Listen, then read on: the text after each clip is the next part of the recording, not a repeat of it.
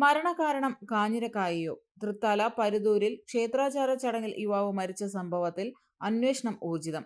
യുവാവിന്റെ ആന്തരികാവയവങ്ങൾ വിദഗ്ധ പരിശോധനയ്ക്ക് അയച്ചു. തൃത്താല പരുതൂർ കുളമുക്കിൽ കുടുംബക്ഷേത്രത്തിലെ ആചാരമായ ആട്ടിനിടെ യുവാവ് ദേഹാസ്വാസ്ഥ്യം മൂലം മരിച്ച സംഭവത്തിൽ മരണകാരണം തേടിയുള്ള അന്വേഷണം ഊർജിതമാക്കി. കുളമുക്ക് സ്വദേശി 43 വയസ്സുള്ള ഷൈജു ആണ് കഴിഞ്ഞ ദിവസം മരിച്ചത്. ആചാര ചടങ്ങിനായി കൊണ്ടുവന്ന കാഞ്ഞിരക്കായ കഴിച്ചാണ് മരണമെന്നാണ് പ്രാഥമിക നിഗമനം.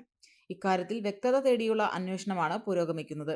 യുവാവിന്റെ ആന്തരികാവയവങ്ങൾ വിദഗ്ധ രാസപരിശോധനയ്ക്കായി കൊച്ചിയിലെ പരിശോധനാ കേന്ദ്രത്തിലേക്ക് കൊണ്ടുപോയി.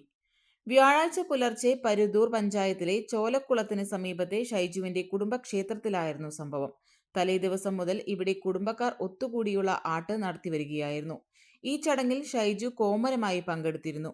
പുലർച്ചെ ആട്ടിന്റെ ഭാഗമായി കാഞ്ഞിരക്കായ കഴിക്കുന്ന ചടങ്ങും നടന്നതായി പറയപ്പെടുന്നുണ്ട്. ചടങ്ങ് നടന്ന സ്ഥലത്തു നിന്നും പൊട്ടിച്ച നിലയിലുള്ള കാഞ്ഞിരക്കായകളും പോലീസ് കണ്ടെടുത്തിട്ടുണ്ട്. കോമരം തുള്ളുന്നതിന്റെ ഭാഗമായി വാളുപയോഗിച്ച് വെട്ടിയ പാടുകളും ഷൈജുവിന്റെ നെറ്റിയിൽ ഉണ്ടായിരുന്നതായാണ് തൃത്താല പോലീസ് പറയുന്നത്. ചടങ്ങിനു ശേഷം ദേഹാസ്വാസ്ഥ്യം അനുഭവപ്പെട്ട ഷൈജുവിനെ പട്ടാമ്പിയിലെ സ്വകാര്യ ആശുപത്രിയിൽ എത്തിച്ചെങ്കിലും മരണം സംഭവിക്കുകയായിരുന്നു.